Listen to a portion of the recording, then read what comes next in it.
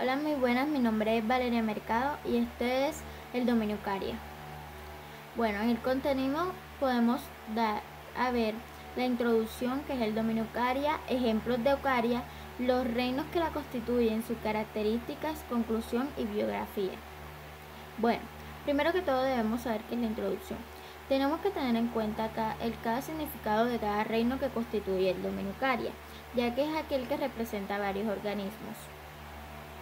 Bueno, ¿qué es Eucaria? ¿Qué es el dominio Eucaria? Es el dominio de organismos celulares con un núcleo verdadero. En el término eucariente o eucariota, estos organismos constan de una o más células eucariotas.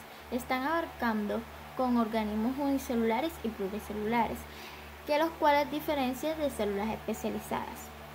Estas células no pueden vivir de la forma aislada.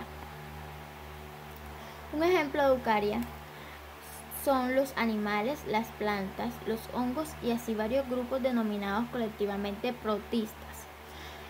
Todos ellos representan semejantes nivel de moléculas molecular y estructural como los lípidos, proteínas y genomas, ya que estos comparten un origen común.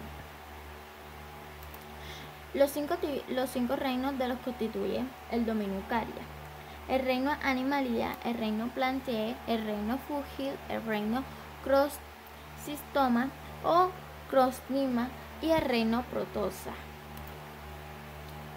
El primer reino, que es el reino Animalia, lo componen a todos aquellos seres que comparten características similares, y esto quiere decir que todos los animales son seres pluricelulares e eucariotas, y que son heterótrofos y que se mueven de forma autónoma y que se reproducen de manera sexual. Uno de ellos podemos ver que son los vertebrados, peces, mamíferos, aves, reptiles, anfibios, invertebrados. El reino Plantae es más conocido como el reino vegetal. Bueno, tiene reinos taxónicos que son los 5 existentes, y este está formado por organismos múltiples eucariotas que realizan la fotosíntesis. Una de las características son que incluyen las plantas terrestres, las acuáticas y algunas especies de algas. Son organismos multicelulares y eucariotas. Son primeramente sensibles y viven justos al sustrato. Debido a esto han desarrollado mecanismos de defensa como la producción de sustancias tóxicas en hojas, flores o frutos. Son organismos fotocéntricos, de manera que emplean energía de la luz solar, del dióxido de carbono y atmosférico para sintetizar nutrientes convenientes como el CO2, el agua, azúcares y oxígenos. Son plantas evolucionistas y tienen un desarrollo de otra forma, nutrientes diferentes a la fotosíntesis, y que existen especies que son parasitas y que alimentan de las otras plantas. El reino Fugit es uno de los más influyentes y una gran variedad de especies vivos. Comúnmente son conocidos como hongos. Este reino se identifica como los hongos, que son complejos de ciclos de vida y condiciones ambientales muy restrictivas. Para un óptimo crecimiento, los integrantes del reino Fugit son organismos realmente sorprendentes e interesantes, abundantes en los bosques lluviosos hemisferios como el norte y el sur, y provenientes durante los meses de otoño, y los húngaros colonizan los terrenos húmedos, troncos de árboles y otros sustratos. Una de sus características son que son organismos heterótrofos, es decir, que adquieren nutrientes del exterior. Estos se reproducen mediante las esporas y contactos de estas estructuras anatómicas que determinan para la producción de las mismas, como los ascos, que contienen esporas, y las basidios, que son basidiopores. Este hongo son asexual. Aprende que ellos son de otro post sobre las esporas y que existe una inmensa variedad de formas, colores y tamaños en los hongos. Estos hongos se reproducen de manera tan asexual. Bueno, el reino cronista. Los cronistas es un grupo de organismos eucariotas que constituyen de un reino biológico. independiente de acuerdo con los postulados de Clavier Smith. Este se utiliza en algunos de los sistemas que se clasifican, que por ejemplo son el sistema catalógico de la vida, como las algas pardas y parientes del reino cromistas. Los cromistas es uno de los supergrupos de Eukarya, ya que pueden considerarse tanto del reino independiente, pero no tienen tanto reconocimiento como integrados a los protistas.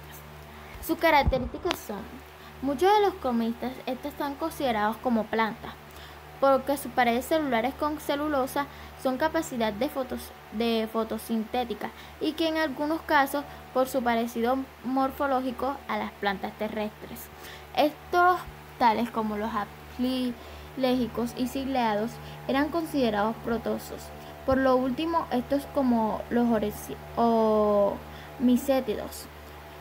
mosetos se consideraban hongos comunes. Cada subgrupo es importante y que tiene ciertas características únicas, ya que incluyen los abelos de Abelota, el aptain de Aptonaita y el creón de Cronaita, y tienen los flagelos desiguales de Heterocontonaita.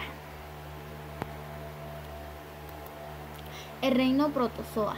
Independiente del reino denominado protista, que es el que contiene a aquellos organismos eucarientes, que no pueden clasificarse dentro de algunos de otros 3 reinos eucariotos. De esta manera clasifican los seres vivos y han ido cambiando con grupos nuevos y que han apreciado a otros que se han dividido. Y un claro ejemplo de los protozoos son del reino protozoa son los protozoos. Los protozoos son grupos de organismos eucariotas unicelulares que generalmente hay excepciones, porque son heterótrofos y se alimentan de otros seres vivos mediante un proceso fagocitosis, es decir, de absorción.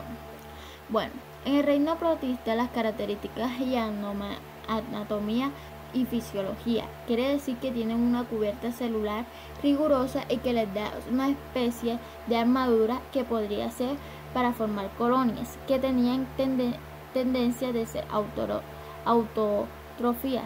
¿Qué quiere decir con esto? Que como algunas especies no tienen patógenas, una de ellas son las algas, que pertenecen al reino y que ellos son unicelulares y pueden formar colonias visibles a simple vista. En conclusión, podemos decir que todo este reino eucariota y tipo de subgrupos que tiene están formados cada uno de ellos y que se constituyen de un ecosistema y que por lo general pueden llegar a ser demasiado grandes. Esta es la biografía de donde saqué todo y muchas gracias por escucharme.